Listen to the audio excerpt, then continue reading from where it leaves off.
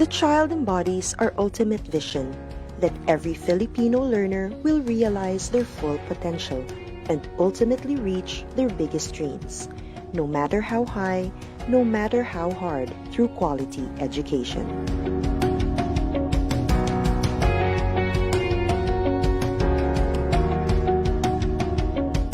And as our learners aim to soar, we must continue to elevate our goals.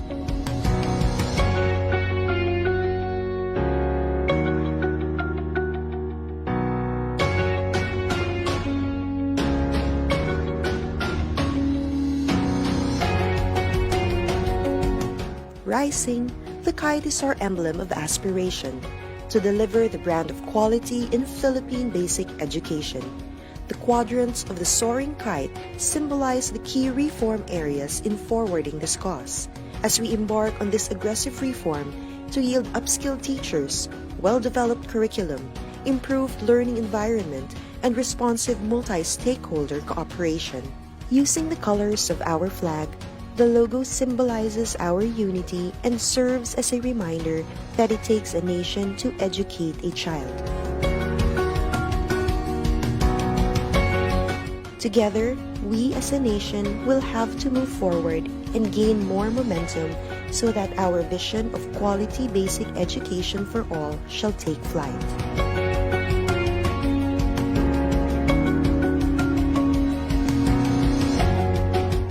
Sama-sama sa pagsulong ng edukalidad.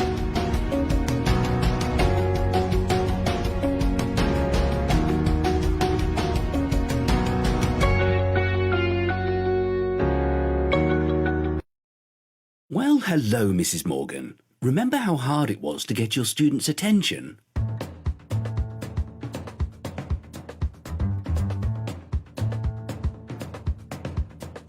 Oh, Mr. Jeski. Any explosive ideas?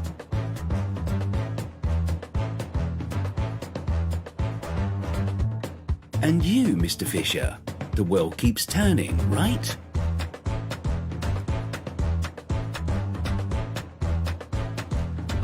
Okay, we're past all that, because now we have Microsoft Educator Center.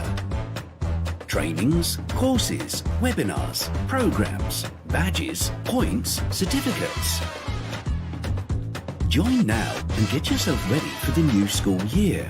Teach your best.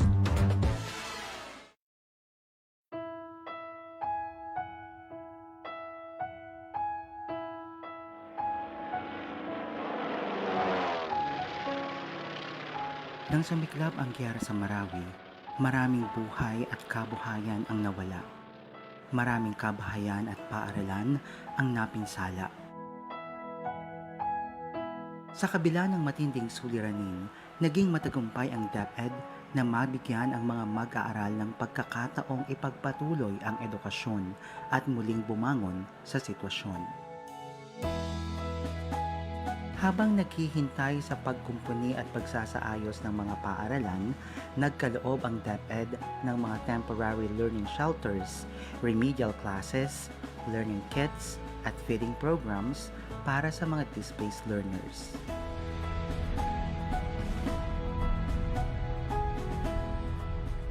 Nabigla ang lahat sa pag-alboruto ng Bulkang Taal. Libo-libong pamilya, kabilang ang mga guro at mag-aaral, ang nawalan ng tirahan at mga ari-arian. Mabilis ang naging tugon ng DepEd upang makapagpatuloy sa pag-aaral ang mga apektadong mag-aaral. Sinikap ng mga guro na turuan ang mga mag-aaral na pansamantalang tumuloy sa evacuation center.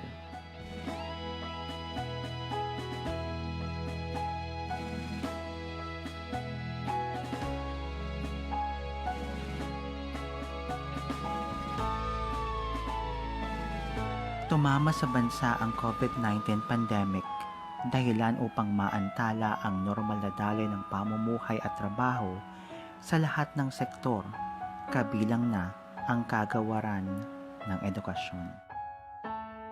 Nang ipatupad ang Luzon lockdown, inilunsad ang DepEd Commons upang tuloy ang pagkatuto ng mga learners habang nasa bahay. Sa kabila ng mabigat na hamon sa ilalim ng new normal, patuloy na nagpunyagi ang DepEd upang maghanap at maghatid ng mga alternatibong pamamaraan upang magpatuloy ang edukasyon sa pinakaligtas at pinakaangkop na paraan. Sa ilalim ng Learning Continuity Plan, layunin ng DepEd na magpatuloy ang edukasyon nang hindi nakokompromiso ang kapakanan at kalusugan ng mga guro at mag-aaral. Isusulong ng DepEd ang tatlong pangunahing layunin: angkop na proteksyon, kaugnay ng mga health standards at safety protocols para sa ligtas na school year, patuloy na edukasyon sa pamamagitan ng blended learning, distance learning at homeschooling na angkop sa kapasidad ng bawat mag-aaral, at mabisang aksyon sa pakikipagtulungan sa lokal na pamahalaan at mga partner organizations upang maihatid ang dekalidad na edukasyon para sa lahat. Bawat DepEd Division ay bumuo rin ng sarili nilang Learning Continuity Plan upang gabayan ang mga guro, mga magulang at mga mag-aaral sa bagong pamamaraan ng pag-aaral gamit ang online, modular at TV and radio-based instructions. Gamit ang iba't ibang learning modalities, nagdaos ng dry run ang mga paaralan sa iba't ibang bahagi ng bansa, katuwang ang mga local government units at mga education partners upang maging handa sa bagong sistema ng edukasyon. Isinagawa rin ang mga pagsasanay at oryentasyon sa mga magulang upang maging epektibong katuwang sa pag-aaral ng kanilang mga anak. Sa anumang hamon o sitwasyon, handa ang DepEd. Handang kumilos, handang tumugon, at handang magserbisyo. Ang dami ng mga pagsusubok at challenges ang naharap at napagtagumpayan ng ating Department of Education. Tuwing may pagsusubok, priority palagi natin ang ating learners at ang ating mga teachers sa tulong ng parents at saka partners at ang buong bansa. Ngayon, sa hinaharap natin itong new normal na sinasabi nila, matatag ang ating kagawaran, matatag ang DepEd dahil pinagtibay na tayo ng panahon. Kayang-kaya natin ito sa tulong ninyo.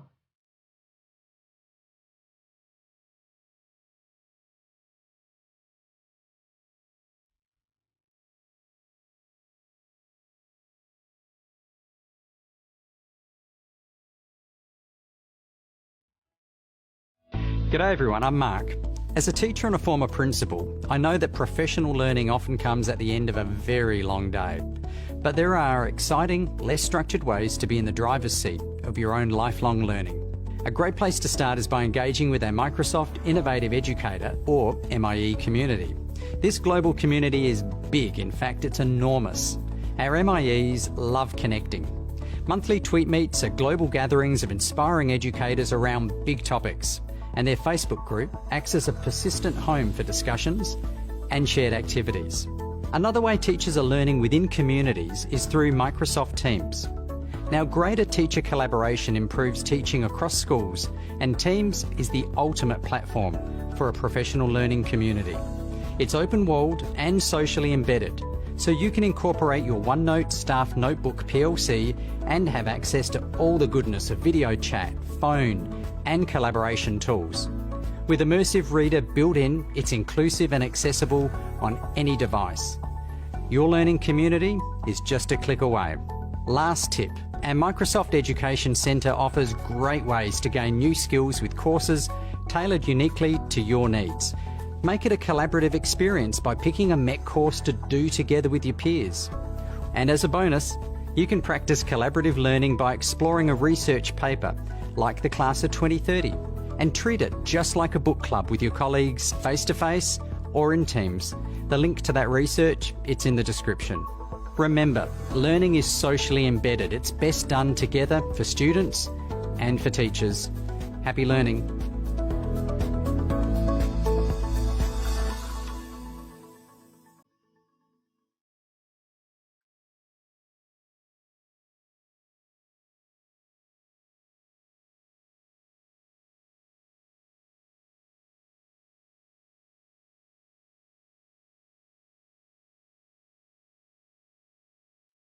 Year 2020 brought new beginnings for the Department of Education.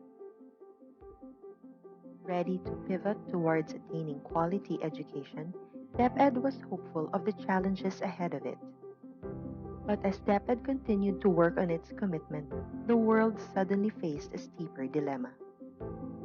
Around the globe, countries like the Philippines had to shift their priorities to respond to a public health crisis brought by COVID-19. Schools had to be closed, activities had to be halted, graduation ceremonies had to be canceled, as people were urged to stay at home. A new normal dawned upon us. As soon as DepEd realized the impact of these disruptions in education, it began to proactively craft its learning continuity plan last April to ensure that learning opportunities will still be available. Consulting with partners and advisors through the Education Forum, as well as legislators, teachers, parents, learners, and the general public, DepEd made sure its LCP encompasses the concerns of the whole education sector in responding to the crisis. Its topmost priority being the protection of the health, safety, and well-being of learners, teachers, and personnel. To make informed decisions, DepEd first analyzed relevant data and epidemiological picture for the incoming school year. DepEd also issued guidelines on its required health standards to be adopted in all public and private schools and DepEd offices following DOH and IATF protocols. It covers 4 COVID-19 mitigation objectives, namely, to increase physical and mental resilience, reduce transmission, reduce contact, and reduce duration of infection. The LCP also outlined how learning continuity will be ensured. It streamlines the K-12 curriculum into the most essential learning competencies and allows the use of distance learning, homeschooling, and blended learning modalities. Since conducting face-to-face classes will be a risk in most areas, DepEd has anchored its delivery of education to modular, online, TV and radio, or a combination of all. Guided by teachers, modular learning will allow learners to use self-learning modules in a format applicable to learners' capacity. In online distance learning, teachers will facilitate and engage learners' participation through the internet, whether synchronous or asynchronous. TV and radio-based instructions, on the other hand, are converted lessons fit for the broadcast medium. The LCP assures that all our learners, including our SPED, ALS, Madrasa students, can still access education even within the confines of their homes, and ensures that their household capacity will not hinder their right to education. To make this possible, our joint Brigada Eskwela and Oplan Balik Eskwela is assisting the preparations for the rollout of the LCP. On May 8, the LCP was approved by the IATF. The President also gave it his full support and expressed his commitment to meeting the financial demands of its execution. The implementation of the LCP will not be easy. It is not a perfect plan, and complications can be expected along the way. But extraordinary times call for extraordinary and proactive measures, and the Department of Education is ready to address the challenges along the way with the help of our national and local government, partners, parents, and learners. As one nation, learning opportunities shall be available in this brave new world for our Filipino children.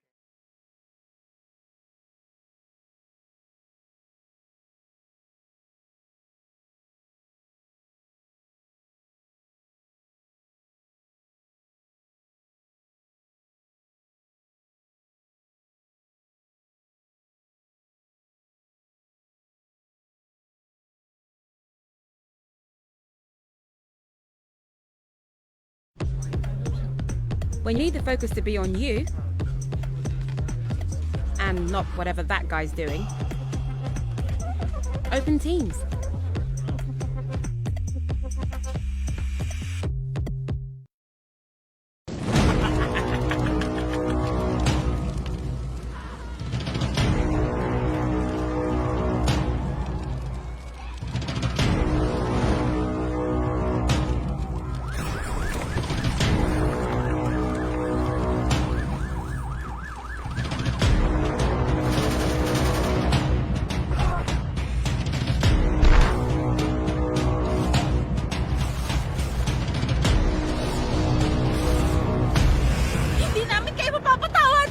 Gagantihan namin ang buong komunidad niya! Subukan mo! Tutal nawasak na naman namin ang lahat ng ari-arian niyo!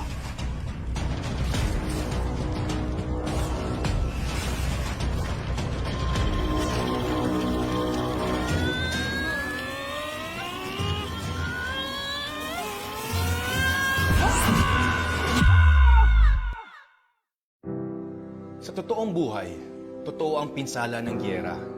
Mula noon hanggang ngayon.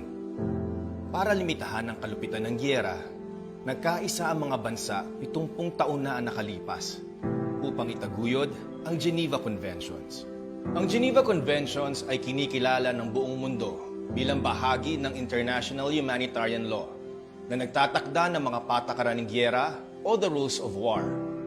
Ayon dito, huwag gawing target ang mga sibilyan at kanilang mga ari-arian.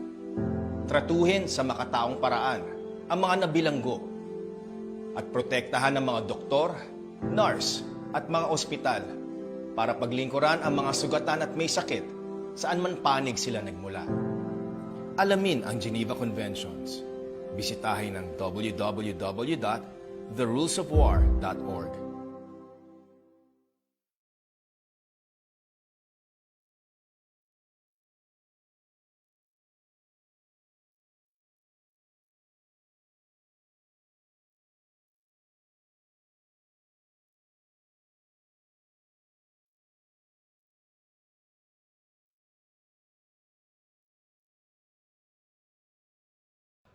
Hi guys! So I just came from a meeting and I was just told that I would be leading this fundraising concert for International Students Day.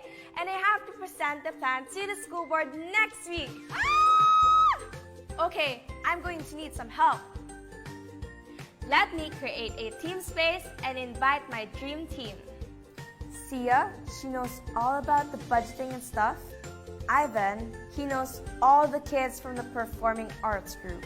Aisha, she worked on getting sponsorship last year. And Sam, because he's so cute. Let me lay out all tasks in Planner and kick things off. So, I'm almost done with my event concept and inspiration board. I just need Ivan to do some final tweaks and plug in the repertoire. Budget from Sia? Check. Sponsorship plan? Check. Done! Whew! When you start using Microsoft Teams, teamwork really does become easier. So now I'm heading over to present the plan to the school board. Wish me luck!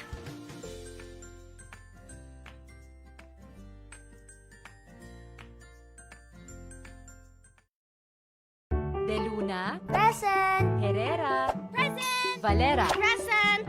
Handa ba tayo sa school year 2020? Present! Ngayong taon, ang edukasyon tuloy pa rin. Sa tulong ng DepEd, mga guro at mga magulang, ang handang isip, handa bukas. Tuloy-tuloy ang pag-aaral. May mga modules para sa iba't ibang antas. Sa government TV, maging sa radyo. Mahalagang ligtas ang ating mga estudyante at guro. Kaya kahit nasa bahay, tuloy ang edukasyon. Kung tulong-tulong, may paraan, may aralan. Handang isip, handa bukas. Bisitahin ang DepEd Philippines sa Facebook at ang deped.gov.ph.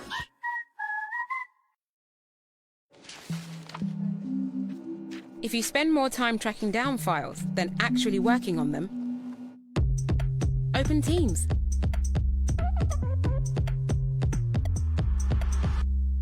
Handa ka na bang magpabakuna?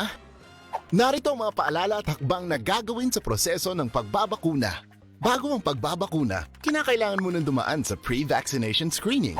Kinakailangan kumuha muna ng medical clearance sa doktor ang mga kabilang sa special population tulad ng mga sumusunod.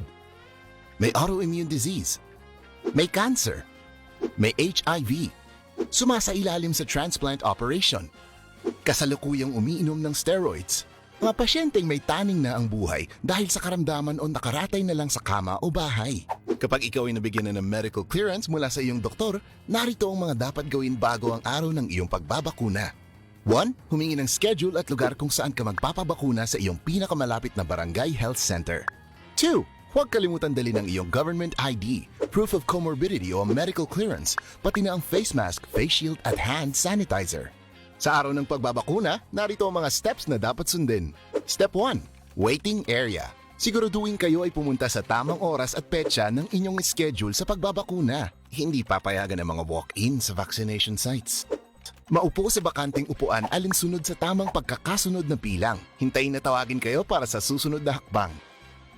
Habang nag-aantay, sumunod sa minimum public health standards. Isuot ang face mask at face shield, sundin ang proper physical distancing at ugaliing maghugas at isanitize ang kamay. Step 2. Registration. Sundin ang mga patakaran ng inyong LGU o vaccination site sa pag-register at ipakita ang inyong government ID. Bibigyan kayo ng kopya ng informed consent form, health screening form at mga pamphlet tungkol sa bakuna na pwede ninyong basahin. Hintayin na matapos ang proseso ng registration bago pumunta sa susunod na hakbang. Step 3. Screening. Kayo ay isa sa ilalim sa health screening at tatanungin tungkol sa inyong kalusugan tulad ng history of COVID-19 exposure, history of vaccination, mga gamot na iniinom, kung may allergies at iba pa. Ito ay para makasiguro kung angkop para sa inyo ang magpabakuna sa kasalukuyan. Step 4. Health education. Makinig sa ibabahaging importanteng impormasyon tungkol sa pagbabakuna para sa COVID-19. Kung mayroon pa kayong ibang katanungan, sumangguni sa ating mga vaccination staff.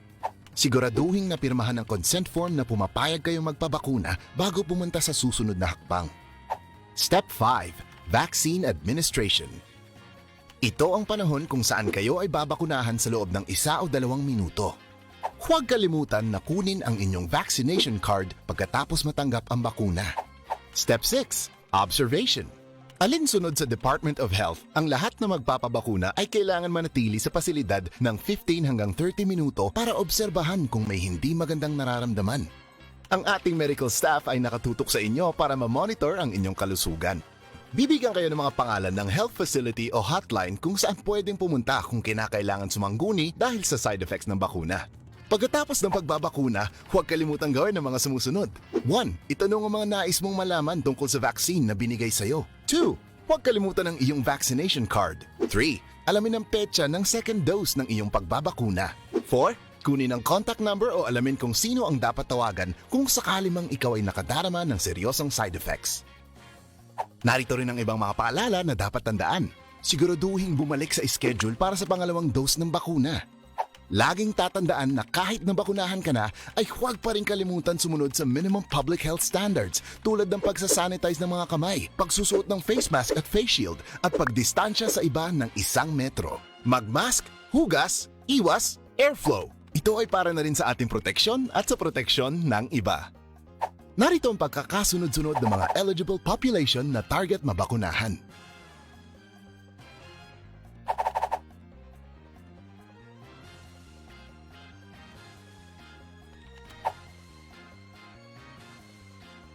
Para sa karagdagang impormasyon, bisitahin ang mga sumusunod na pages. Facebook, Official DOH Gov. Twitter, @DOHGovPH. Website, doh.gov.ph.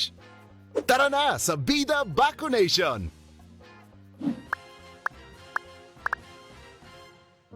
Sino ba ang hindi naapektuhan? Sino ba ang hindi nag-alala? Sino ba ang hindi nalito? Lahat tayo ay naapektuhan. Lahat tayo ay nag-aalala. Lahat tayo ay nalito. Dahil binago ng pandemyang dulot ng COVID-19 ang paraan ng pamumuhay ng lahat ng mga Pilipino saan mang sektor ka nabibilang. Tumigil ang panandalian ang ating mga nakagawian. Tumigil ang lahat ng uri ng transaksyon. Tumigil ang lahat ng operasyon ng mga paaralan. Nakalilito. Nakakaba. Paano na ang kinabukasan ng mga kabataan? Paano na tayo sa hinaharap?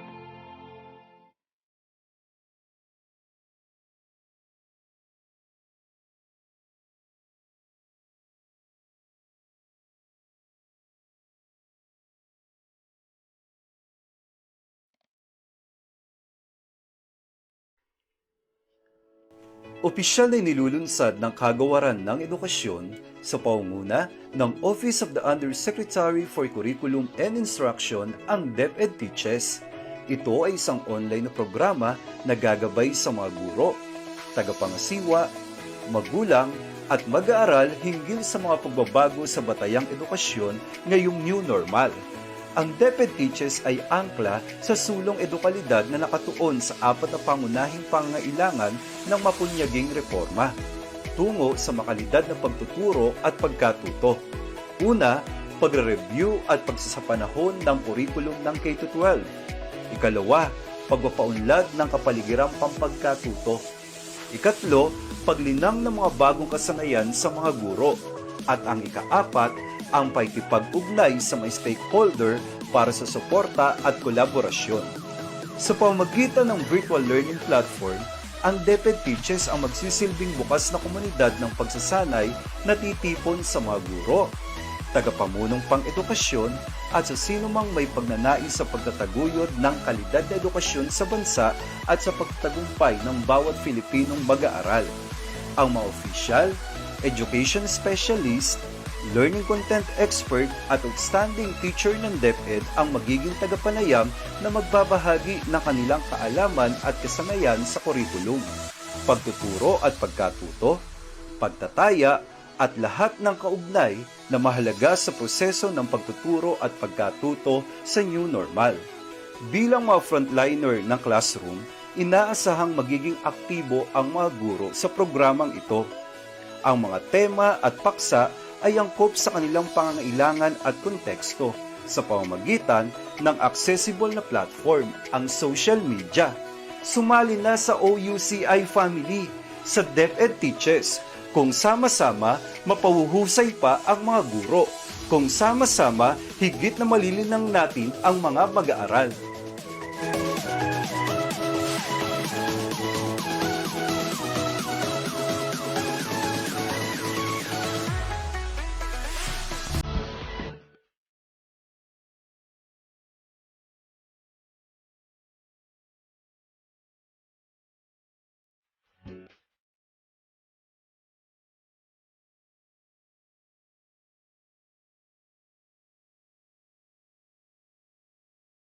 Good afternoon, Luzon, Visayas, and Mindanao.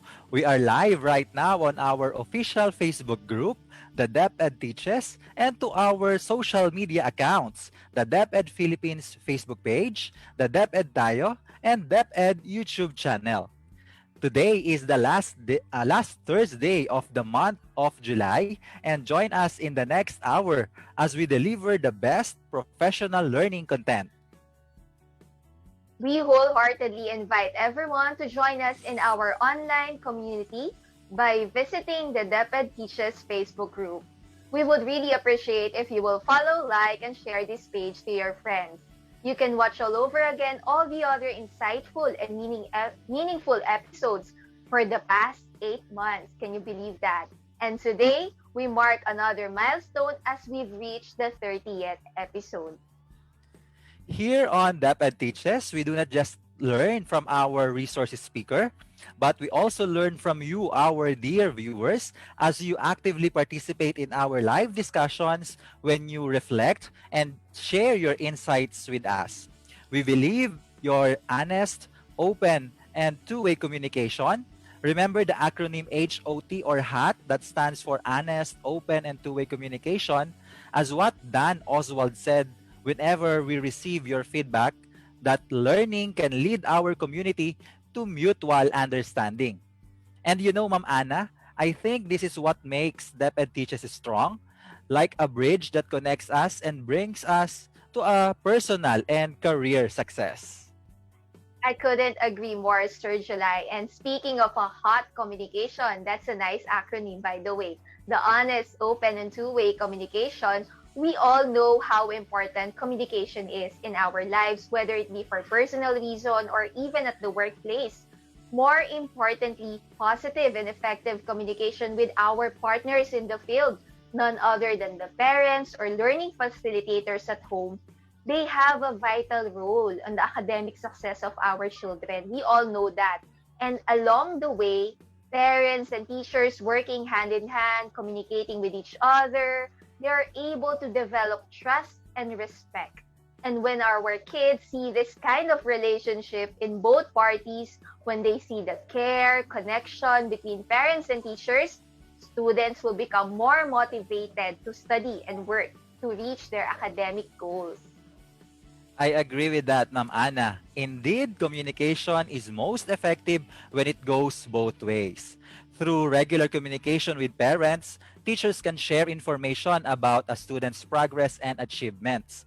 If a student experiences learning difficulties or displays certain behavioral problems, the parent who already have formed positive relationship with the school can engage in parent-teacher collaboration. And this cooperative relationship empowers parents to step in and support the students at home, supplementing what teachers have been providing. And today, we will learn more about this aspect of communication, particularly focused on communicating the assessment results, learners' needs, progress, and achievements to various stakeholders, including the parents in this new normal. And you know, Ma'am Ana, the big question that I have for this topic, and probably our viewers also share similar queries, are how do teachers communicate assessment results and learners' need in the new normal? Why do we communicate these results, and what do we expect as teachers can gain from this process and act of communicating the results, needs, and progress of our learners to the parents? Right? Sounds great, Sir July, those questions, those thought-provoking questions. And we expect that these big questions will be answered in just a moment by our esteemed resource speaker. Are you all excited to meet him?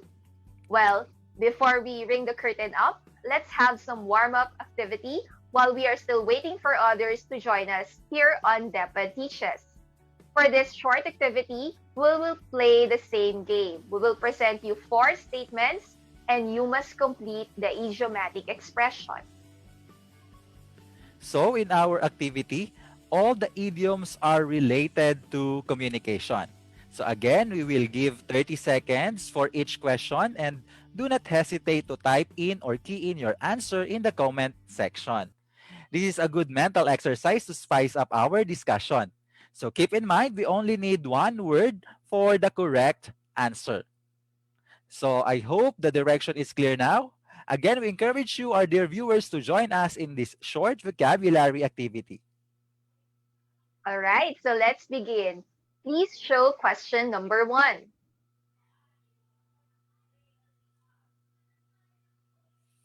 Let me read to you.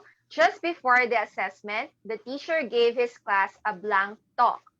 Just before the assessment, the teacher gave his class a blank talk.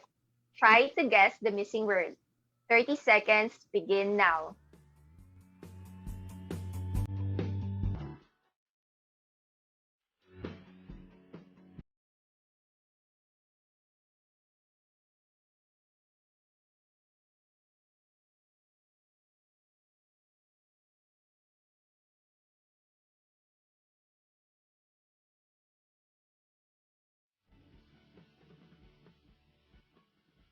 All right, so let's reveal the correct answer. Any guess, dear viewers? I think this is an easy one. Okay. So just before the assessment, the teacher gave his class a pep talk. Pep talk. Okay, so it describes a kind of conversation to make someone feel more courageous and enthusiastic.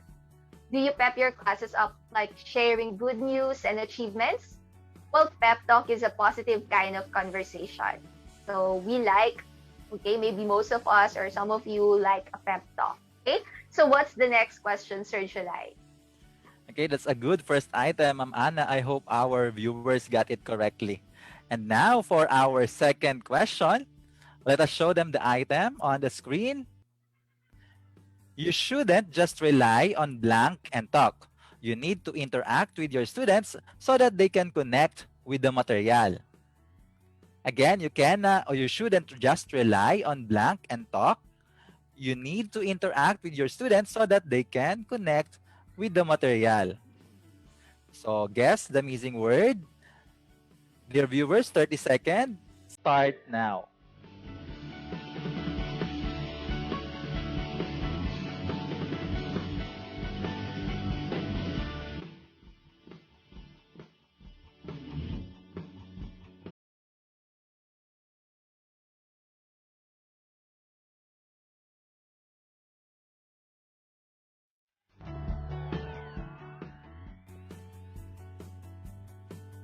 All right, so let's try to reveal now the correct answer to this item. So the correct item or the correct answer to this item is chalk. So may I read to you? You shouldn't just rely on chalk and talk. You need to interact with your students so that they can connect with the material. So chalk and talk, we are most likely familiar with this experience, I know. And this is kind of teaching by traditional method, focusing on blackboard and presentation by the teacher, as opposed to a more informal and interactive methods. All right, so that's a good one, Sir July. We shouldn't be stuck with the chalk and talk method. So they can connect with the material, okay, or with the students and teacher, okay? So for the third question, let's show the third question. Trying to give my students advice always feels like talking to a brick blank. They are just sometimes so set in their own ways. Good thing there are supportive parents who help us in instilling positive discipline. Okay? So again, trying to give my students advice always feels like talking to a brick blank. They are just sometimes so set in their own ways. Good thing there are supportive parents who help us in instilling positive discipline. So what do you think? What's the missing word? 30 seconds, begin now.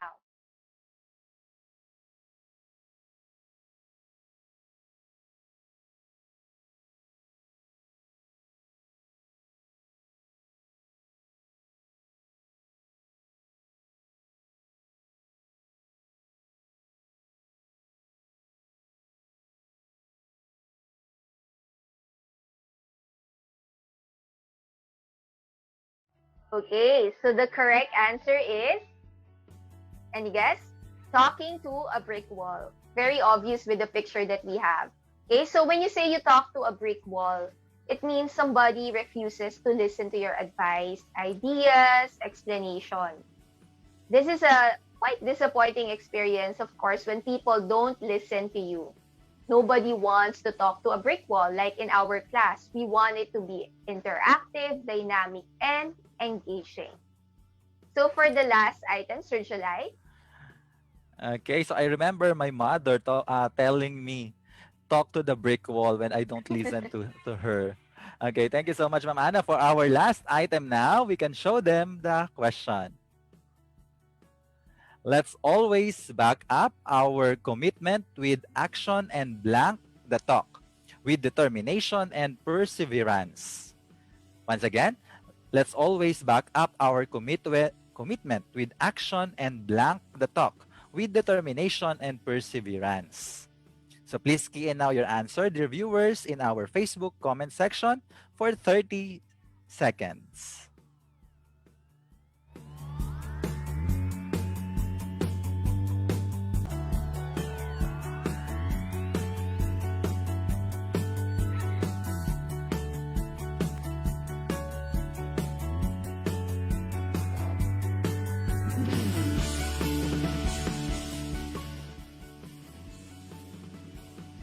All right, so we can now reveal the answer to this item. So the correct answer is walk the talk. So this is an important quality that we must possess regardless of our roles. We must walk the talk, which means we are able to do what we have said and not just making empty promises. So let's always back up our commitment with action and walk the talk with determination and perseverance. Okay, so thank you so much, our dear viewers, for participating in this activity. For a short recap of the idioms that we learned today are the following. We have the pep talk, chalk the talk, talking to a brick wall, and walk the talk. So notice the common word in the following idioms is the word talk. So since our topic today is focused on communication, the idioms we showed are related to talking. So again, we hope you gained new words, or probably this has refreshed you on your vocabulary related to communication. So once again, thank you, dear viewers. And so Finally, we get now down to our main business. Let us welcome our resource speaker today. Assistant Regional Director Ronelo Firmo has served the department for the past 27 years. He started working as a science research assistant in Philippine Science High School, Eastern Visayas campus, and eventually became the registrar. He then had a teaching experience as a special science teacher in the same school, where he was recognized as an outstanding teacher for 6 years. Later on, he landed successfully the position of a senior education program specialist in DepEd Region 8. ARD Ronelo Firmo holds a bachelor's degree in laws and Master of Arts in Education, and he successfully obtained his Doctor of Philosophy major in Educational Programs Management. In 2006, his career has continuously taken off as he became the Assistant Schools Division Superintendent of Ormoc City Division and Biliran Division. Eventually, he became the Schools Division Superintendent of Tacloban City Division in 2007, then of Northern Samar Division in 2012, and of Leyte Division in 2013. In 2018, he received a recognition as 2018 Outstanding Schools Division Superintendent of DepEd Region 8. Afterwards, he has become the OIC Assistant Regional Director of DepEd Region 3. And at present, he is now holding the same position and being assigned to serve in DepEd Region 5. Ladies and gentlemen, please all welcome the OIC Assistant Regional Director of DepEd Region 5, Bicol Region, Dr. Ronelo Al K. Firmo.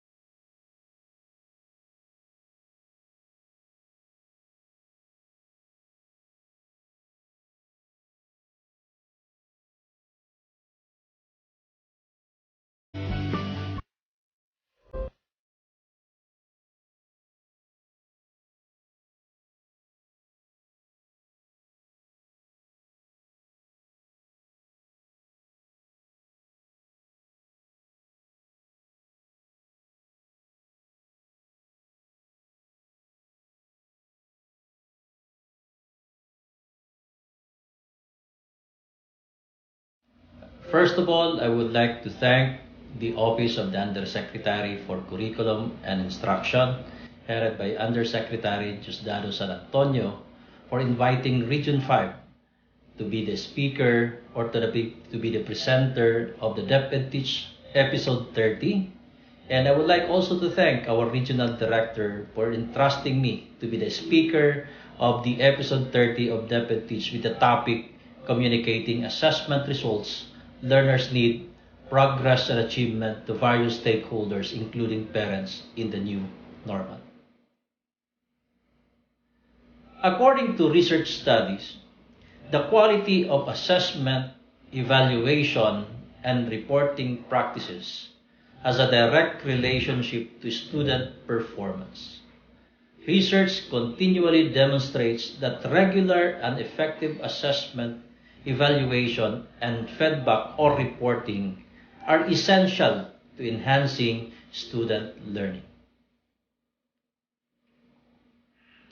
Now, how can we have an effective assessment, evaluation, and reporting? Assessment, evaluation, and reporting are considered effective if it is able to know the following. 1. Whether the students are learning or have learned. Number 2, whether the learning outcomes have been mastered. Number 3, whether teaching is or has been effective. Number 4, whether the curriculum and programs are appropriate or relevant. And lastly, whether it is able to address learning needs. How to have an effective assessment, evaluation, and reporting. Assessment, evaluation, and reporting must be ongoing and must be an integral part of the teaching and learning process. Again, I would like to repeat that the assessment, evaluation, and reporting must be an integral part of the teaching and learning process. It must be a continuous cycle consisting of collecting information, interpreting information, and making application to teaching that is for teacher, learning that is for student, and decision-making for school and stakeholders. How assessment, evaluation, and reporting used? Generally, assessment, evaluation, and reporting are being used for the following. Number 1, to inform students and their parents about the progress they are making toward achievement of the learning outcomes of the different learning areas. And the second one is to inform personnel who make educational decisions about students on instruction, diagnostic, placement, promotion, graduation, curriculum planning and implementation, and program development.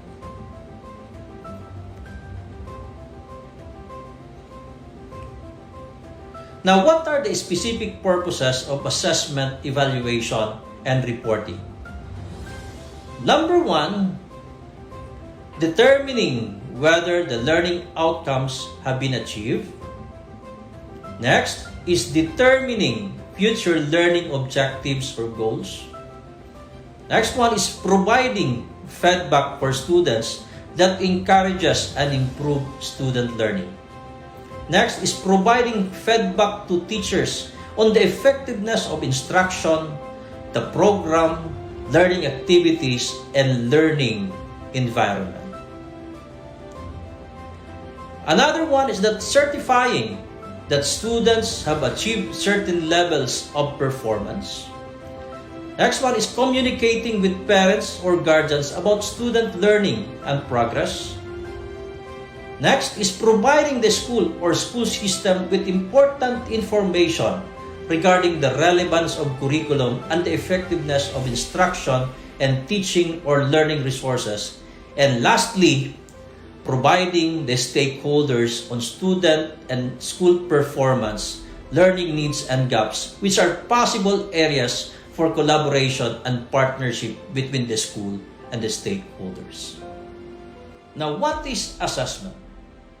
Assessment is defined as the systematic process of gathering information about student learning. Huba and Fred in 2000 defined assessment as the process of gathering and discussing information from multiple and diverse sources in order to develop a deep understanding of what students know, understand, and can do with their experiences. The process culminates when assessment results are used to improve subsequent learning. Now, these are the 3 categories of educational assessment. The first category of educational assessment is assessment for learning, or what we call as the formative assessment. Formative assessment occurs during teaching and learning and is used to inform teachers and students of what has been learned and to provide direction for instruction and student improvement. Formative assessment is the evidence of student achievement collected over time from different sources, which are observations, conversations, and student projects. The second category of educational assessment is assessment as learning. Assessment as learning is the metacognitive process in which students take ownership for improving their own learning, It involves students setting learning goals as well as monitoring, reflecting upon adjusting their learning, often in response to feedback from the teachers and their peers. And the last category of educational assessment is the assessment of learning, or the summative assessment. The summative assessment provides evidence of student achievement at specific times throughout the grade, course, or program, often at the end of a period of learning. Assessment of learning captures learning to date at a specific point in time. Now, these are the guiding principles for the development, administration, and use of assessment methods or instruments. In the Principles for Fair Student Assessment Practices for Education in Canada, articulates 5 basic assessment principles. The first principle states that assessment strategies must be appropriate for and compatible with the purpose and context of the assessment. The second principle states that students must be provided with appropriate and sufficient opportunity to demonstrate the knowledge, skills, attitudes, or behaviors being assessed. The third principle states that procedures for judging or scoring student evaluation must be appropriate for the assessment strategy used and be consistently applied and monitored. The fourth principle states that procedures for summarizing and interpreting assessment results must yield accurate and informative representations of a student's performance in relation to the learning outcomes for the reporting period. And the last principle states that assessment or evaluation reports or reporting must be clear, accurate, and of practical value to the audience for whom they are intended. The 5 principles highlight the need for assessment practices which ensure, now 1, that the best interests of students are paramount. Second, assessment informs teaching and promotes learning. 3, assessment, evaluation, and reporting are integral part and ongoing part of the teaching and learning process. Number 4, assessment is clearly related to learning outcomes. Number 5, assessment is fair and equitable to all students and involves multiple sources of information and a variety of assessment strategies. And lastly, the student has optimal opportunity to demonstrate what he or she knows and or has learned or can do.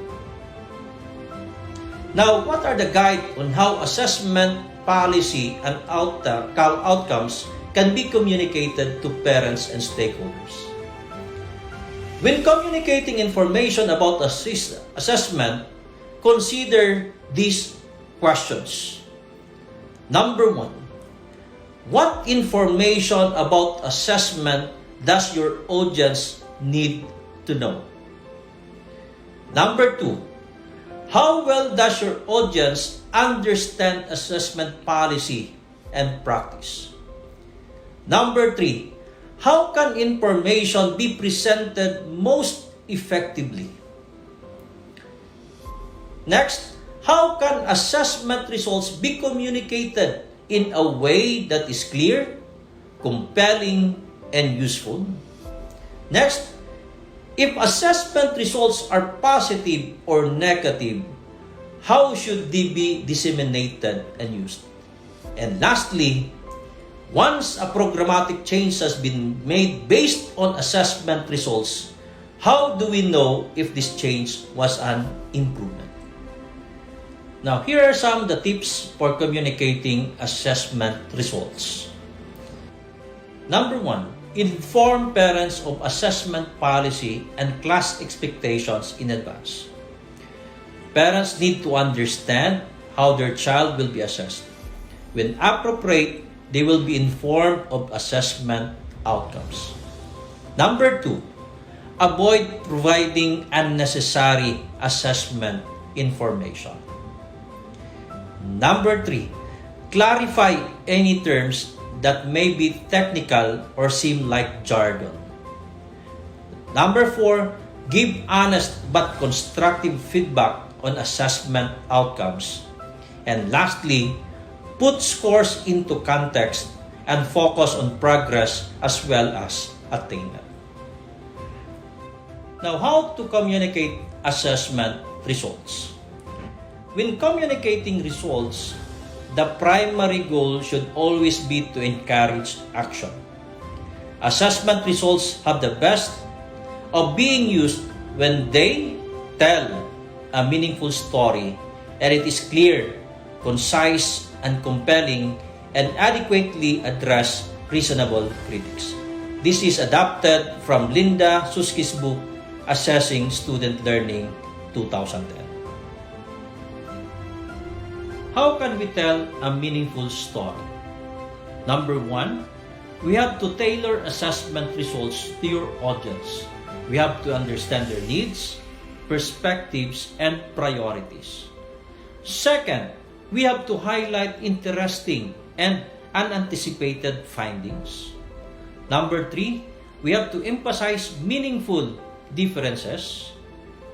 Number 4, we have to focus on matters your audience can do something about. Number 5, provide context for your results. And the last one is to offer informed commentary. Now, how can we have a clear, concise, and compelling assessment results? First, we have to avoid jargon. Number 2, we have to use numbers sparingly. And the last one, we have to use data visualization techniques. Data visualization is the conversion of data sources into visual presentations. Visualizations can range from simple table and graphs to more complex infographics and interactive media. Now, what are the ways of communicating assessment results? The first is the parent-teacher conferences. Conducting effective parent-teacher conferences can help boost family involvement in your classroom and help promote positive outcomes for you, your students, and your school. Why the need for parent-teacher conference? A parent-teacher conference is a great opportunity to 1. Share academic progress and growth based on classroom observations, testing data. Number 2, learn from parents or guardians so you can be better informed about students' strengths, needs, behaviors, and learning styles. You can discuss enrichment or intervention strategies to support students' learning. You can discuss issues that may be interfering with students' learning and growth. Another way of communicating assessment result is written communication. The written report should limit the quantity of information provided so that it is consistent with the level of detail needed by parents or guardians. In a written communication, it should focus on assessment information that they will find useful, clear information outlining the pupil's strengths and areas for development. Another way of communicating assessment result is digital communication. Due to the COVID-19 pandemic, technology has played an increasingly key role in creating more effective channels of communicating assessment results to parents. Many teachers now share information with parents via web portals, emails, group chats, cell phones, or a variety of digital apps. This reduces the risk of transmission of the COVID-19 virus and the risk of printed information getting lost and can better facilitate two-way communication between the schools, teachers, and parents. In an NWEA Gallup survey of parents, students and educators in 2016, a key finding was that more than 6 in 10 parents said their child's teacher rarely or never discussed their child's assessment results with them. In the same survey, teachers reported that they felt comfortable with most aspects of assessments, but less so when it came to communicating with parents about the results. Talking to parents about assessment results is an important step in helping parents understand their child's growth, be a partner in goal setting, and generally give them a role in improving their child's learning. Now, here are some of the points you can raise and tips you can impart to parents to help them not only understand assessment and assessment results, but also in preparing their children for testing. 1. Have them meet with you as often as needed to discuss their child's progress. Number 2. Suggest activities to do at home to help improve their child's understanding of schoolwork. Number 3. Encourage them to have a quiet, comfortable place for their child to study at home, if possible, and free of digital distractions. Number 4. Remind them that it's important for the child to be well rested on school days and especially on the day of the test. Children who are tired and are less able to pay attention in class or to handle the demands of a test. Number 5, hold them understand the importance of providing books and magazines for their child to read at home. Number 6, explain the purpose of the assessment, such as the difference between those used to inform classroom instruction. Number 8, share with them which tests are being used in their child's classroom and how the results of each are used. Next, send a communication about when the tests are being given, when the results will be available, and how the parents will receive the results. Next, share their child's learning progress using assessment results as well as your classroom observations. Next, point out academic strengths and weaknesses on how they can help address areas of concerns outside of the classroom, particularly if assessment results point to specific things they can do. This was taken on the 10 ways for teachers and parents to communicate better about assessments by Kate Boboski in 2018. Now, what are the ways of communicating assessment results to stakeholders? Assessment results can be communicated to stakeholders through the following: PTA and stakeholders meeting, state of the school address or the SOSA, through the annual accomplishment report, newsletters, and school web pages. Now, here are some of the guidelines in engaging stakeholders to address the assessment results and learners' needs. First, the school must take the lead to provide stakeholders the data and other information they need to be productive partners around student achievement. Next, partnership activities must be directly aligned with student achievement goals. Next, efforts must be collaborative and genuine. There are meaningful roles for each party to play, and this must be clearly articulated. Next, information sharing must be transparent. Achievement data must be clear, accurate, and meaningful. Next, all parties must operate from common values and a common vision for student achievement. Next, all efforts must be mission-oriented and data-driven.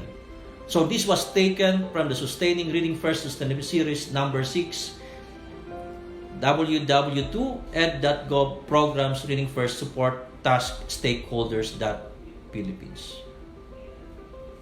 To end, let me quote this research finding that one of the most influential factors in improving learning is for learners to receive clear and specific feedback while they are learning.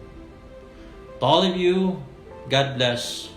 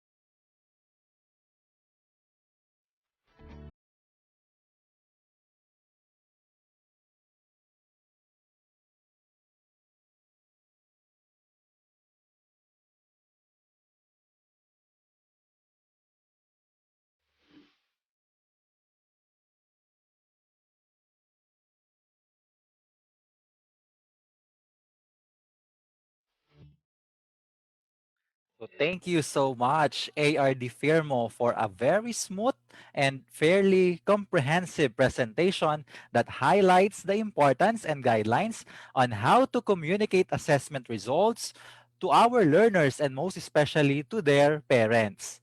And we are confident that our viewers have appreciated the learning points that you were raised. Then to our viewers, just keep on sharing your insight here on DepEd Teaches comment section. We love to read your feedback, and this would be helpful in enhancing our content and improving our delivery.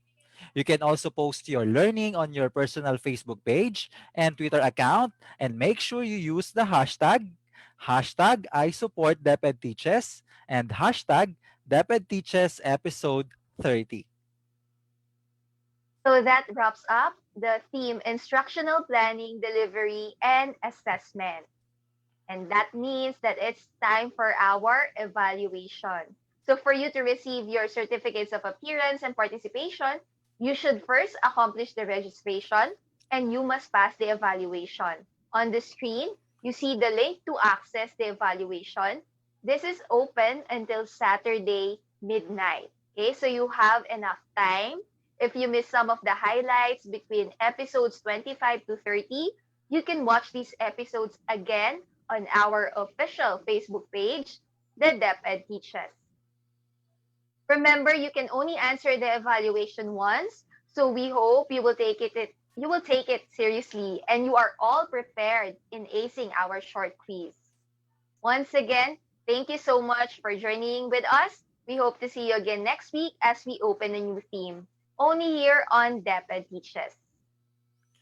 So this ends now our episode 30. On behalf of the curriculum and instruction strand, keep in mind that children will always be our priority, and so change is the reality that requires collaboration, which is the strategy, especially when we maintain a hot or an honest, open, and two-way communication.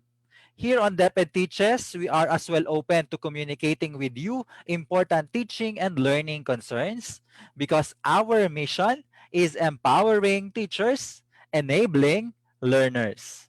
A blessed afternoon, everyone.